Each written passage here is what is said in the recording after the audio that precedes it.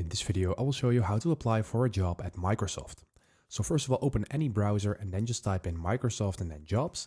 And then you need to click on careers in here. And once you do that, you will land on the Microsoft careers page. And then you will find the IT career section. And you can also click on view jobs to find all the open jobs at this moment.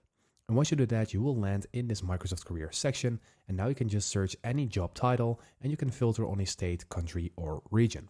So let's say you want to filter on the United States, then you're going to fill that in, and then you will have only jobs that are available inside of the United States. Then you can also filter on experience, worksite, profession, discipline, role type, or employment type. Let's say we want full-time.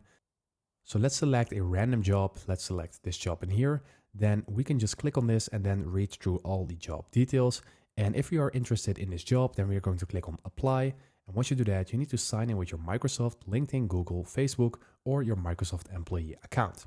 And once you do that, you just need to go through the application flow. This includes filling in your personal details, a job resume, a CV, and a motivation letter and stuff like that.